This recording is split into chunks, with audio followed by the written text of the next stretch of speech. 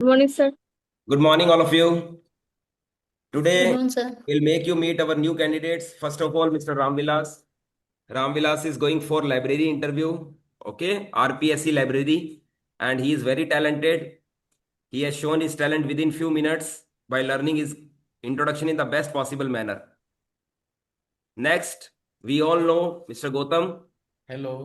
गौतम की आज एक रिक्वेस्ट है आप सबसे कि since they are going for library both of them, तो आप लाइब्रेरी रिलेटेड प्लीज इनसे क्वेश्चंस जरूर पूछें और ये सॉल्व करें उस क्वेश्चन को, यानी कि एक तरीके से इनको सिचुएशन इतना हार्ड दी जाए। इनकी आज क्यूरी है आप सबसे। Next, mister Ashish. Ashish is going for physical education.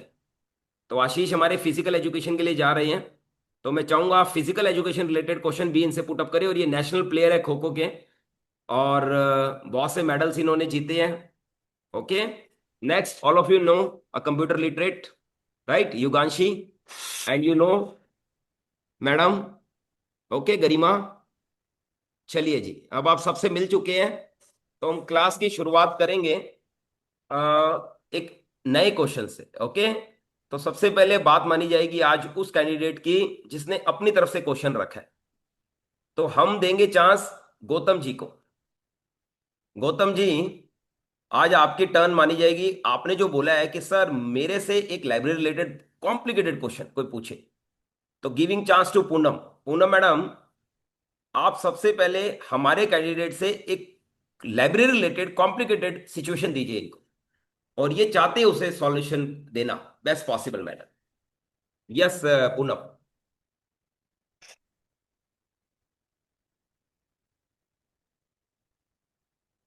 Hello, sir. Hello ma'am.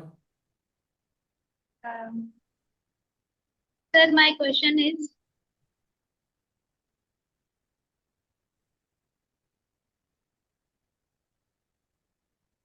let me think, sir. Sir, my question is, as you are librarian, and what do you want from students? Sir, आप आपकी preference क्या रहती है कि बच्चे library में आके कौन सी किताबें पढ़ें जिससे उनको सबसे ज्यादा बेनिफिट मिले? लाइक कुछ बच्चे जो क्लास 7 के हैं, तो मे बी वो अपने सब्जेक्ट की टेक्स्ट मैडम बुक दे पढ़ आर सकते गोइंग हैं। For college librarian, he is going for college librarian. तो आप यस इनको सर, यस इनकी सर। सिचुएशन कॉलेज के हिसाब से दो, और बढ़िया इनको बेनिफिट मिलेगा। Okay sir. सर जैसे कॉलेज स्टूडेंट्स हैं, मे बी सभी के लिए नहीं बोल रहे, मे बी कुछ स्टूडेंट्स हो जो बहुत ज्यादा distracted may be from their goals. तो बच्चों को ऐसी कौन सी बुक्स पढ़नी चाहिए जो अपने गोल्स की तरफ फैसिनेटेड हो जाए, मतलब अपने गोल्स को रिमेम्बर कर पाए, so that they can don't forget their target. Sir बच्चों को किस तरीके से गाइड करेंगे? कॉलेज के बच्चे हैं जो आपकी लाइब्रेरी में बैठे हैं, मे भी अपना फोन चला किस रहे तरीके हैं की या बुक्स वो बातें पढ़े कर रहे हैं, तो आप उनको टू कैसे गेन गाइड मोर नॉलेज? करेंगे? Yes sir. कौन सी वाली बुक पढ़ें? कुछ ऐसी बुक्स का नाम शेयर या फिर आइडिया गॉट इट तरीके से। Poonam, okay very sir, good question, बहुत ठीक अच्छा है। क्वेश्चन पूछा है आपने। Yes please. जी थैंक यू मैम। मैं सबसे पहले जो बच्चे इस तरीके डिस्ट्रैक्ट हो रखे हैं, तो सब पहले तो मैं उनका इंटरेस्ट क्रिएट करना चाहूंगा कि उनको बुक पढ़ने का इंटरेस्ट हो। तो उसके लिए मैं उनको जैसे ऑटोबायोग्राफी या बायोग्राफी से संबंधित पुस्तकें दूंगा। और उसके साथ में मैं उनका पर्सनल इंटरेस्ट जानना चाहूंगा कि उन्हें किस फील्ड से इंटरेस्ट है, या फिर जैसे कौन सी बुक पढ़ना चाहते हैं, स्पोर्ट्स की पढ़ना चाह रहे हैं, स्टोरी टाइप की पढ़ने में इंटरेस्ट है। तो सबसे पहले मैं उनका इंटरेस्ट क्रिएट करूंगा। फिर मैं इंटरेस्ट क्रिएट होने के बाद मैं देखूंगा कि जो स्टूडेंट है हमारा किस सब्जेक्ट से है। जैसे इंग्लिश से है, तो मैं उन्हें इंग्लिश की अच्छी अच्छी बुकें सजेस्ट करूंगा, और जिसमें उनके लिटरेचर से संबंधित हो सकती है, उनके पोइम से रिलेटेड हो सकती है। अगर मैम जैसे हिस्ट्री का कोई स्टूडेंट है, तो मैं हिस्ट्री से उनकी सब्जेक्ट बताऊंगा कि हमारे पास ये हिस्ट्री की सब्जेक्ट है, और आपको हिस्ट्री में अभी ज़्यादा नॉलेज नहीं है, तो आप इस बुक से शुरुआत कर सकते हो, और ये बुक आपको अच्छी लगेगी। उसके साथ में अगर आपकी ये बुक कंप्लीट हो जाती है, तो आप दूसरी बुक में को सजेस्ट करूंगा कि आप इसमें जाए। इस तरीके से मैं स्टेप बाय स्टेप उनका पहले इंटरेस्ट क्रिएट करूंगा, और फिर उनमें नॉलेज के लिए इंक्रीज करूंगा sir. Thank you ma'am. Very good, बहुत बढ़िया Poonam madam, thank you for asking good question. Now giving chance to Savita madam. Savita, I want you should Yes, ask one sir. Candidate from one of our candidate for physical education, he is going for physical education. तो एक question आप put up कीजिए, let us see what best answer Ashish can give. धीरे धीरे ये आप सबके friends बन जाएंगे, और ये कॉम्प्लीमेंट्री में यहां से जाने के बाद भी कभी भी मिस नहीं करेंगे। तो एक क्वेश्चन मैं चाहूंगा आप पुट अप कीजिए regarding physical education. Okay sir. Sir my question is in आपकी स्कूल में कोई स्पोर्ट्स कंपटीशन रखा गया है? Hello sir. हाँ जी, सुन रही हैं, बोलिए।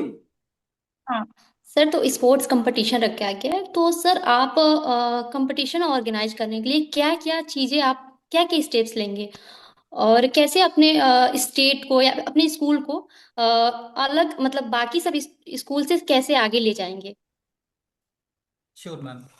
सबसे पहले मैम, हमारी जितनी प्लानिंग परफेक्ट होगी उतना ही हमारा ऑर्गेनाइजिंग अच्छा होगा। इसके लिए मैम हम पोस्ट कोर का मेथड यूज करते हैं हमारे, जिसका फुल फॉर्म होता है ma'am planning, organizing, staffing, directing, coordinating, then हमारा बजटिंग आता है मैम लास्ट में। सबसे बेस हमारा मैम प्लानिंग। प्लानिंग पे हमारा सबसे ज्यादा फोकस होगा, उसी में मैम हम बजट को भी डिस्कस करेंगे स्टार्टिंग में ही। जो जो हमारे जैसे इवेंट कौन कौन से ऑर्गेनाइज करवा रहे हैं, हमारी स्ट्रेंथ कितनी है, और कितने दिन की हम वो करवा रहे हैं मैम, कोई भी टूर्नामेंट या जो हमारी एथलेटिक मीट वगैरह है। उसके बाद हमारा ऑर्गेनाइजिंग पे फोकस और रहेगा। ऑर्गेनाइज करने के लिए हम स्टाफ को डिवाइड करेंगे थर्ड स्टेप में। स्टाफिंग के अंदर हम जो हमारे हेड से लेके वॉलेंटियर तक का जो प्रोसेस होता है उसमें जो एक वो है प्रोसेस है उसको कंप्लीट करेंगे। देन आता है हमारा डायरेक्टिंग। जो हमने स्टाफ को ड्यूटी दी है, फॉर एग्जांपल जैसे हमारे वॉलेंटियर का जो वर्क है उनको डिवाइड किया है, तो उनको ऑब्जर्व करेंगे प्रॉपर कि भी वो वर्क हो रहा है या नहीं हो रहा। देन कोऑर्डिनेट है मैम, कि भी उनका जो कोऑर्डिनेशन है वो higher authority to lower authority कितना अच्छा है। ये सब चीजें मैम हमारे जो एक इवेंट है उसको ऑर्गेनाइज करने में बहुत ज्यादा इंपॉर्टेंट रोल प्ले करती है ma'am. Got it? Savita, are you yes sir. Satisfied? Yes sir. बहुत बढ़िया आशीष यार, फर्स्ट डे आप इतना अच्छा बोल रहे हो, proud of you, very good. Thank you so much. Now giving chance to our computer literate, and we have a new candidate in front of us. Mubashira, welcome हो आप। और पूजा, अनम्यूट कर लीजिए आप भी। Mubashira, Yes, sir. Welcome madam. First of Thank you so all, much, sir. Today you are very new to all of them. सब जने hello कर दो भाई मुबाशिरा मैडम को। She is very intelligent, Hello. और सबसे अच्छी बात यह है कि ये कंप्यूटर के लिए है, तो ये एक अच्छा साइन है आप सबके लिए, क्योंकि कंप्यूटर लिटरेट्स यहाँ काफी बैठे हैं। Right Mubashira, now you are Yes, comfortable sir. With us? Yes, sir. Okay. Now, Mubashira, you are an MTech and you scored 87%, right? Yes, sir. Wonderful. तो आपके मार्क्स वगैरह बहुत अच्छे हैं। तो आपको एक क्वेश्चन देते हैं हमारे कंप्यूटर लिटरेट, राइट? वो आपसे एक क्वेश्चन पूछती हैं और आप उसका जवाब दीजिए। Let us see what best answer you can give. Okay Mubashira, you are ready? Yes, sir. Yes, okay. sir. Yes madam, I want you should ask. Mubashira is from Khandwa, Madhya Pradesh, right? Yes madam. Hello, ma'am. Hello, ma'am. Ma'am, can you tell me what is AI and what are its advantages and disadvantages? Yes Mubashira, very good question. AI के बारे में बताइए और उसके advantage और disadvantage बताइए। शाबाश। Thank you, ma'am, for this question.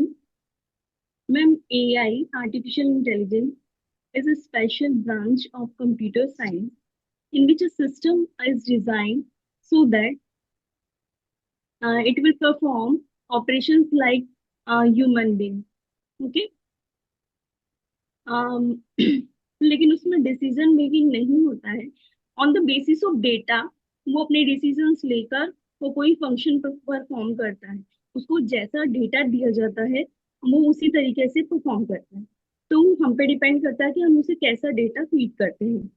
और इसके एडवांटेजेस ये होते हैं कि it can perform task with in a second. Okay, वो कभी थकता नहीं है, फटीग नहीं होता उसको, और वो एक्यूरेट होता है। जैसे ह्यूमन बीइंग मिस्टेक करते हैं, अगर हमने उसको कोई ऐसे डिजाइन कर दिया तो वो मिस्टेक नहीं करेगा। Okay, right. और इसके डिसएडवांटेजेस ये होते हैं कि अगर वो खुद से, मतलब उसको ऐसी प्रोग्रामिंग कर दिया हमने कि वो खुद एनालाइज करके डेटा अपनी डिसीजंस ले ले। लाइक हम कभी उसको रिक्रूटमेंट प्रोसेस में डाल दें, राइट, तो वो अगर देख रहा है कि इफ इट एनालाइज लाइक कि सारे मेल कैंडिडेट्स ही आ रहे हैं, तो वो ये सोचेगा कि मेल कैंडिडेट्स जो है वो प्रॉपर होंगे इस जॉब के लिए, तो वो ये डिसीजन ले सकता है कि फीमेल कैंडिडेट जो आए वो प्रॉपर नहीं है। तो उसको अगर हमने डिसीजन मेकिंग में डाल दिया या उसको कोई अथॉरिटी दे दी कि वो डिसीजन ले सकता है, अपने मन से काम कर सकता है, तो definitely it will damage damage human, मतलब कुछ भी वो डैमेज कर सकता इज इट सेटिस्फाइड और you want to add something? कुछ एडवांटेज डिसएडवांटेज डिस्कस कर सकते हैं? Disadvantages, it's like it's high development cost is there, privacy है। and security concerns are there, and job displacement, one of the biggest disadvantage of AI. Okay, Mubashira. Now giving Yes, sir. chance to Manjeet. Manjeet madam, you ask one question from Sangeeta. Okay sir. Hello ma'am. Hello ma'am.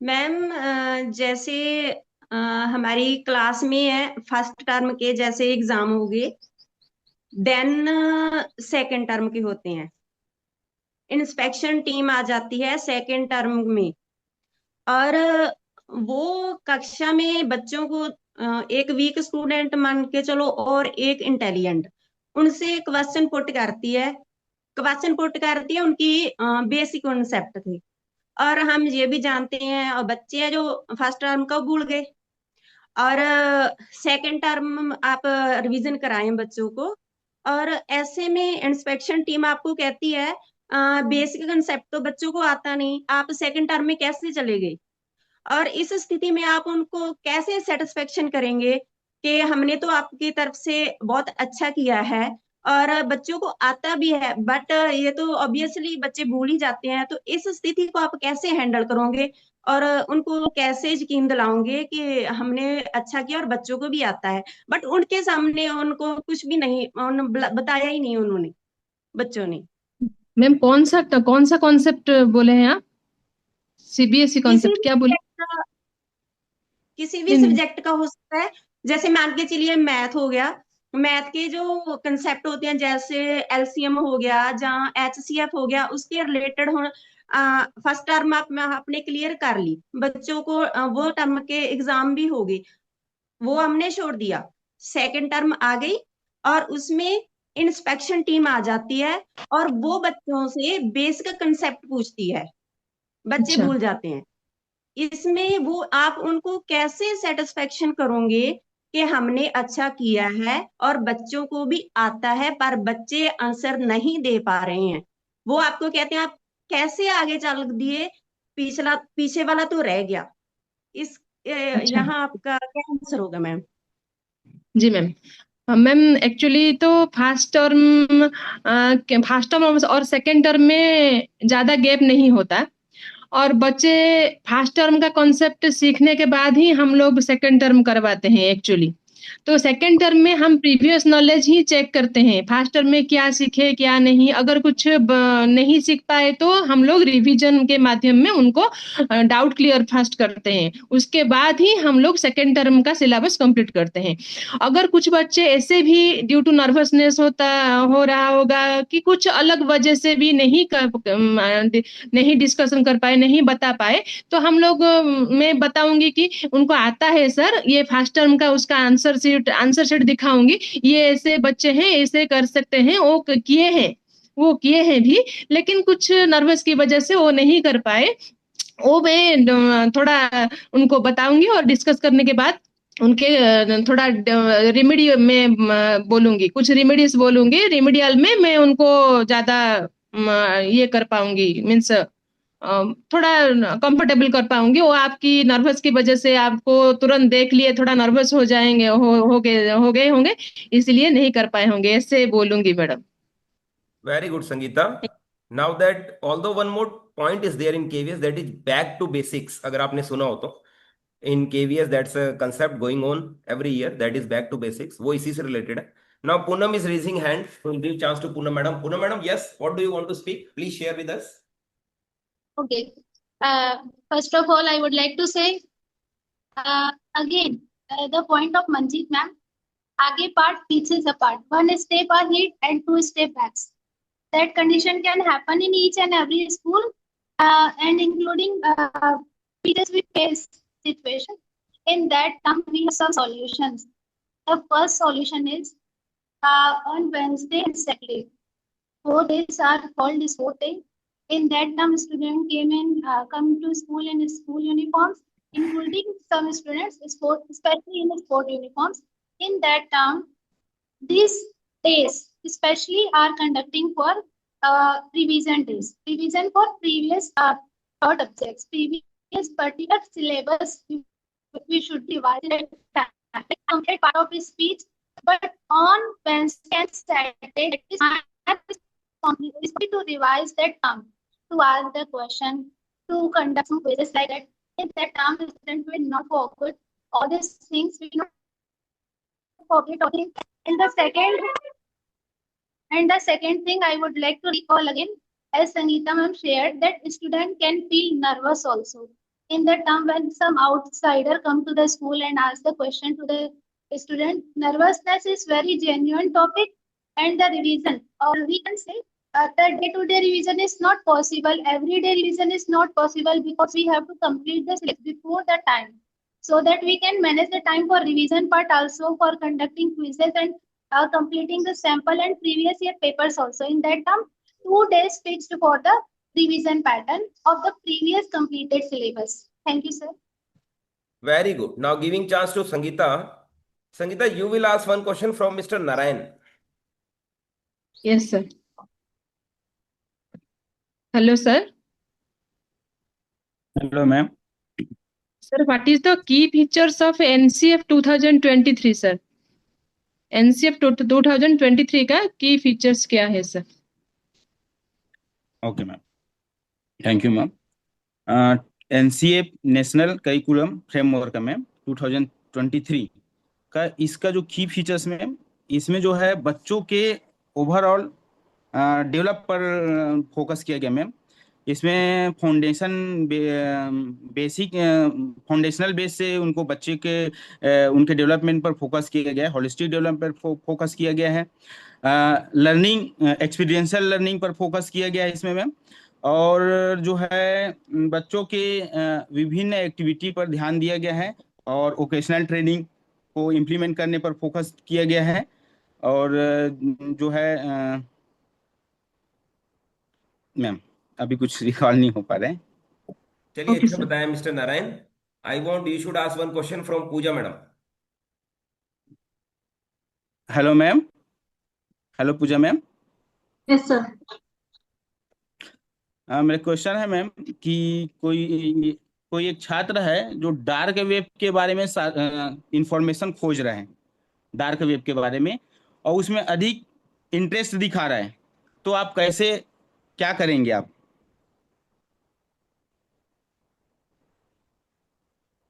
Yes sir. तो जब बच्चे एक as में आ जाते हैं तो उनको मतलब बाहरी दुनिया से कुछ चीजें पता चलती है, और उस चीज के पीछे ना थोड़े क्यूरियस बहुत ज्यादा हो जाते हैं। So in that curiosity they try to find anything, मतलब उनकी क्यूरियोसिटी को, उनको जो भी नॉलेज चाहिए होगा, they try everything to grab that information, चाहे वो इंटरनेट का यूज करके हो, चाहे उनके और किसी मतलब सोशली किसी पर्सन से हो, तो they want to get that information, and using dark web some students get into that trap, I would say. तो मैं पहले तो सारे मतलब क्लास में भी सबको इस चीज के बारे में पता होना चाहिए। I will take the common class about this, कि what are the not good things about this, and I will मतलब अगर हो सका तो I will take help of technology also to give more and precise information about these things. And अगर मुझे मालूम होता है कि this is the particular student that is using this kind of thing, so I will personally counsel him, and अगर मतलब बहुत ज्यादा इश्यू हो रहा है, then I will definitely talk with his parents also, because parents will help me in lot of things about these things. So I will definitely talk to his parents and I will take them help and अगर मतलब principal को बताने की जरूरत हुई which I will definitely talk to the principal also, sir. Okay Pooja. Ma'am मेरा जो है क्वेश्चन था डार्क वेब के बारे में मैंने पूछा था मैम, तो डार्क वेब क्या होता है थोड़ा सा डिफाइन करेंगे मैम?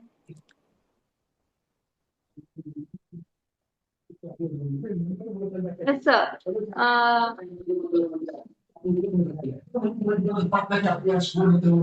Hello. यस यस हाँ पूजा। मैम।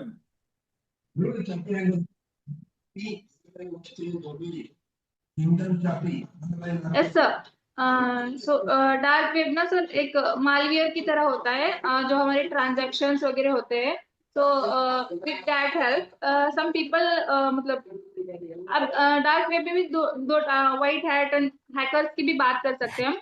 अगर स्टूडेंट्स उसके प्रति ज्यादा मतलब उसका इंटरेस्ट दिखा रहा है, that could be good part also and it could be bad part also. अगर स्टूडेंट को हम मतलब समझाएंगे कि there is ethical way also to handle this things, मतलब ऐसा नहीं कि अगर कोई डार्क वेब के बारे में जानना चाहता है that will be he will get hacker only. So there are ethical hacking also, which help people in daily life about their privacy on internet or these things. So it will मतलब अगर वो मतलब घर में ही search कर रहा होगा इस बारे में, तो शुड पेरेंट्स शुड मतलब उनको उनके बच्चे पर नजर रखनी चाहिए, because this things take them very far away, because there are some groups on we see on telegrams also, and they are making these kind of groups and they are making kind of hackings about these things. And nowadays programming very easy to learn for students. As we see 12th class students, he, apparently we cannot say it's hacking, but he take that step and मतलब हमारे लिए अभी हम we are thinking that he is intelligent, he is taking good step, he exposed the CBSE, but in other hand that is not good. If he can मतलब expose the CBSE, if he can run that program, so he can do anything else also. So we should मतलब अच्छे मतलब ethical चीजों की तरफ हमें अपने students को मुड़ाना चाहिए सर। ओके पूजा। ठीक, okay. Ask one question from Amrita madam.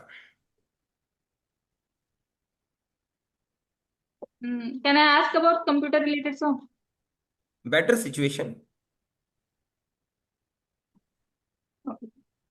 So ma'am, in your class, next week there is exam, about maybe half end exam or end year exam. So your syllabus is completed already and you are taking practice, or you are taking मतलब उनको और थोड़ा doubtful section जो भी होते हैं resolving doubts, and your colleague is there and his syllabus is not completed and next week is exam and he is asking to take your classes.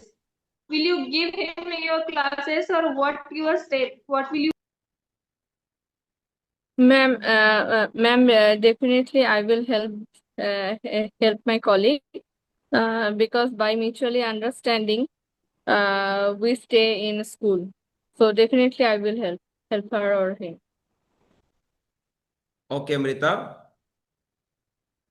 Now giving chance to Amrita madam. Amrita madam have one question from Manjeet madam.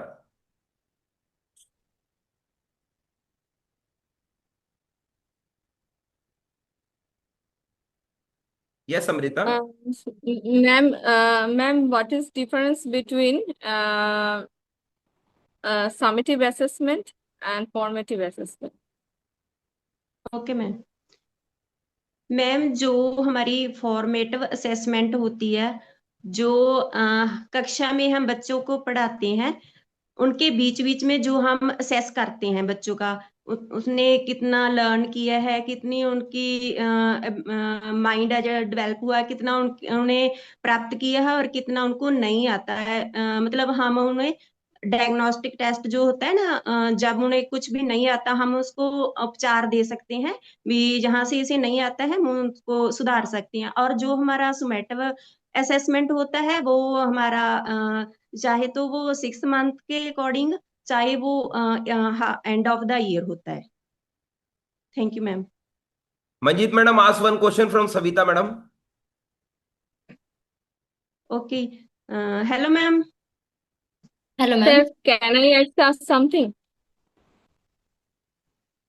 Yes, Yes, Amrita, ma'am. you can, but always raise your hand prior, okay? Sir, how to race? I don't know. I don't find Okay, I think there is the one step. like React. See, there is React. Poonam madam sends sometimes beautiful flowers and all these. The heart बेचती है, balloons बेचती है, ऐसा करते रहते हैं ना वो, Yes, sir. देखो ऐसा ऐसा enjoyment चलता रहना चाहिए, right? Sir. Yes, चलिए sir. Amrita, please add, no problem. Ma'am, formative assessment जो है वो हॉलिस्टिक अप्रोच अप्रोच के लिए है बेसिकली, और समेटिव असेसमेंट है जो वो पर्टिकुलर एक सिलेबस ओरिएंटेड है, और हॉलिस्टिक और फॉर्मेटिव असेसमेंट जो है कॉन्टिन्यूस कॉम्प्रिहेंसिव इवोल्यूशन में होती है। उसमें 4-5 पिलर्स होते हैं, जिसमें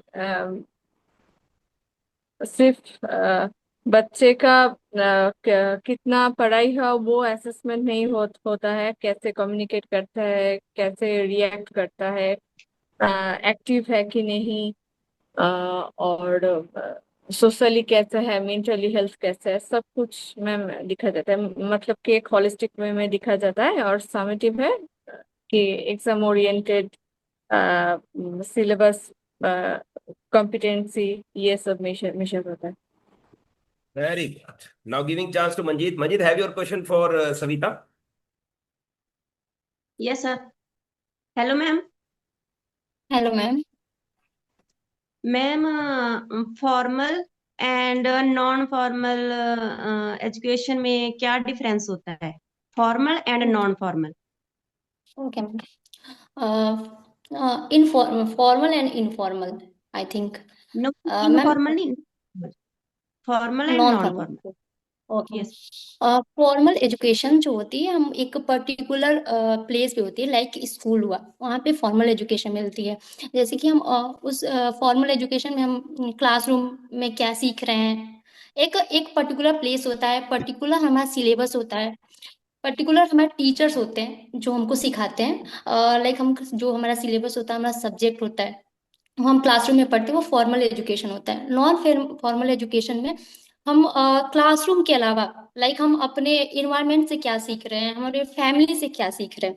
फर्स्ट तो हमारा जो हम लोग को एजुकेशन मिलता है उनको फैमिली से मिलती है, मदर से, तो वो नॉन फॉर्मल में आता है। हमारे सराउंडिंग से क्या, हमारे नेबरहुड से क्या सीखते हैं, ये नॉन फॉर्मल में आता है। जो हमारा एक पर्टिकुलर टाइम नहीं होता है, पर्टिकुलर एज नहीं होता है, इसका कोई लिमिट नहीं है, हमको लाइफ लॉन्ग सीखना है। इनफॉर्मल में, फॉर्मल में एक पर्टिकुलर प्लेस होता है, पर्टिकुलर एक टाइम लाइन होता है, और पर्टिकुलर एक अरेंजमेंट होता है, और उससे हमको एक पर्टिकुलर डिग्री मिलती है, हमको एक क्या सर्टिफिकेट मिलती है। बट नॉन फॉर्मल में हमको सर्टिफिकेट नहीं मिलती, बल्कि हमको वैल्यू एजुकेशन, एम्पैथी, कैसे दूसरों का सेल्फ रिस्पेक्ट करना है, इस टाइप का हमको एजुकेशन मिलता है। Okay. Yes, please follow. Savita ma'am, आपने अच्छा बताया, लेकिन जैसे हम लाइब्रेरी में जाके जो सीखते हैं वो भी इनफॉर्मल एजुकेशन में ही आता है, जहाँ पर जैसे पब्लिक लाइब्रेरी होती है, किसी भी एज का बच्चा, किसी भी एज के एडल्ट लोग जा सकते हैं, बुजुर्ग लोग जा सकते हैं, और वो किसी भी विषय से संबंधित अपनी चीजों को सीख सकते हैं मैम। तो लाइब्रेरी एक सबसे बड़ा इनफॉर्मल एजुकेशन का मैम स्पेस रहता है। वेरी गुड, बहुत बढ़िया। चलिए मिस्टर गौतम, आप इतने एक्टिव हो। Hello sir. हाँ मैडम। जी मैम। हाँ जी, मंजीत मैडम। हाँ जी सर, मैं ना थोड़ा यार डिफाइन करना चाहूंगी। एक होता है फॉर्मल, एक होता है नॉन फॉर्मल, एक होता है इनफॉर्मल। जो ओके हमारा मैडम। फॉर्मल होता है, जो वो तो सविता मैम ने बताया वो ही होता है, ठीक है।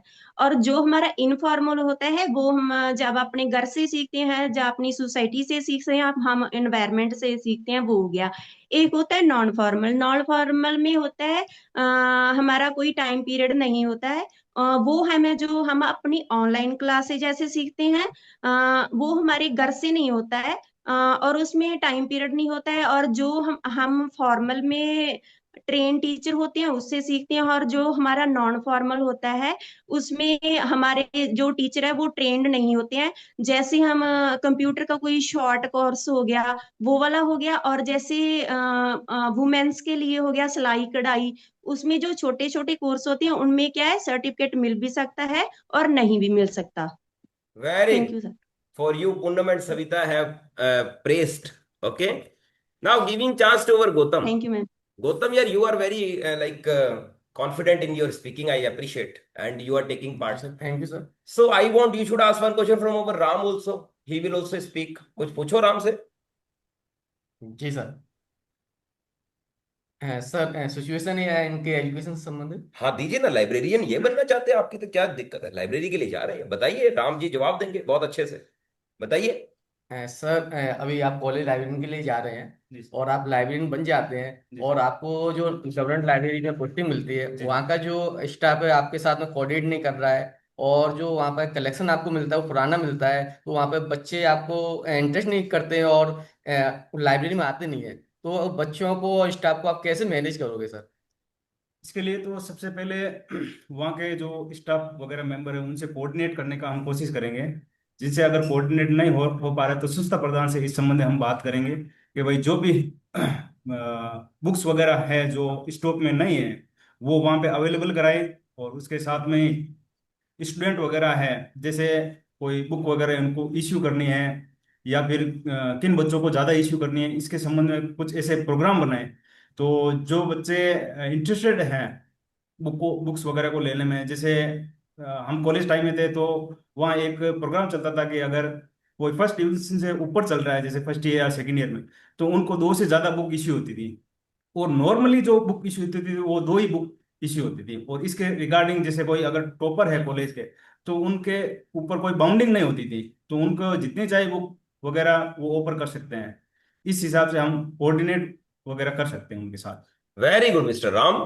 Now, since you are going for librarian, but you are a good player also, right? Ji sir. इन सबको पता होना चाहिए कि आप एक नेशनल प्लेयर भी हो. जी सर. Very good. जिम्नास्टिक के. और आप अच्छे से जानते हैं हमारे पास फिजिकल एजुकेशन के पर्सन भी है.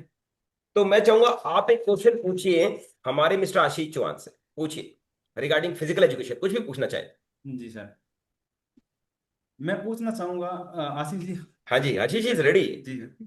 जैसे आज इस टाइम में जितना पॉपुलरिटी क्रिकेट गेम को मिल रहा है उतनी जो पॉपुलरिटी है वो अपने इंडिया में दूसरे गेम को क्यों नहीं मिल पा रहा है, इसके रिगार्डिंग अगर आप कोई इनिशिएटिव लेना चाहें तो किस किस प्रकार के इनिशिएटिव आप ले सकते हैं? जी सर. बेसिकली जो हमारा यूथ है वो आजकल आपको पता है सोशल मीडिया भी कितना एक्टिव है. इसमें क्या होता है, जैसे क्रिकेट की कोई भी रील वगैरह देखते हैं तो बच्चों में एक क्रेजा बन गया था गली क्रिकेट का. अभी हम बात करें कि भी हम अपने जो ट्रेडिशनल गेम्स हैं उनके अंदर क्या क्या चेंजेस आए हैं. जैसे जो हमारे जितने भी ट्रेडिशनल गेम्स हैं वो सब हम खेलते थे सोइल पे पहले. अभी उनको सभी को क्या कर दिया, मॉडर्नाइज कर दिया है, उनको मैट पे लेके आ गए हैं. मैट पे लेके आने से क्या हुआ है, उनके अंदर जितना हम गेम को फास्ट करना चाह रहे थे उतना ही हमें इंजरी भी मिल रही है.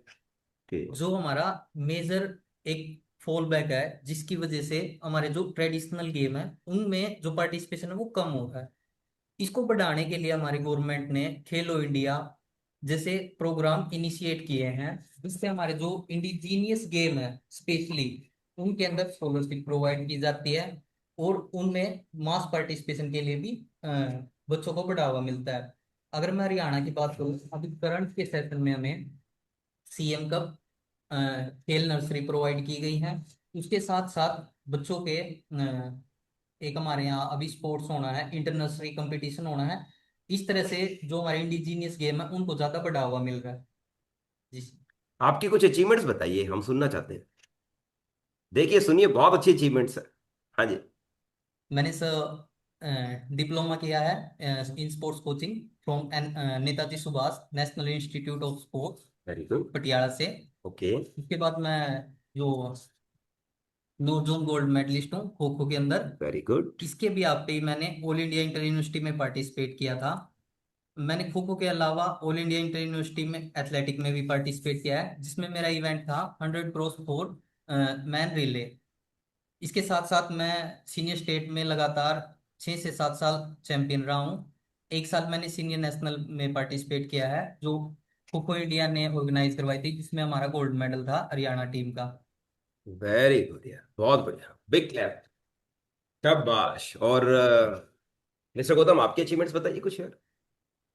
सर मैं स्कूल एजुकेशन में अच्छा रहा हूँ, और उसके साथ साथ मैंने गवर्नमेंट जॉब में 4 बार सिलेक्शन लिया है सर। वेरी गुड, शाबाश, बहुत इसमें बढ़िया। सर मेरा केंद्रीय विद्यालय में भी सिलेक्शन हुआ था। वाह, तो ये सब केंद्रीय विद्यालय में ही जा रहे हैं। ओके, बहुत बढ़िया, very good, he is going for RPSC. चलिए, आपकी कोई अचीवमेंट बताइए मिस्टर राम। सर मैंने जिम्नास्ट में नेशनल खेल रखा है, ओके और एनसीसी में सी सर्टिफिकेट होल्डर हूँ, ओके। और स्काउटिंग वगैरह, और जो एकेडमिक के अलावा मेरी काफ़ी एक्टिविटीज़ रही है कॉलेज टाइम में, स्कूल टाइम में। Very good, big clap.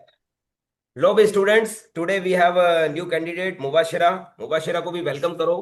मुबाशिरा ji, unmute कर लीजिए। How are you yes feeling sir. With us madam, कैसा लग रहा है आपको हमारे साथ?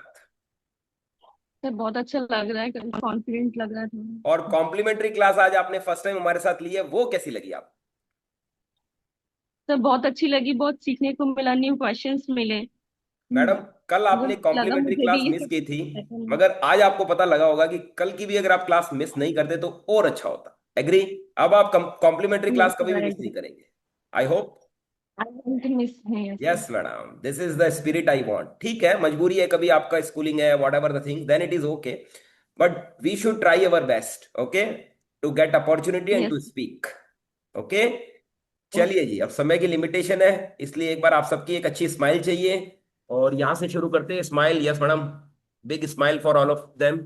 Yes, please say bye bye to everybody.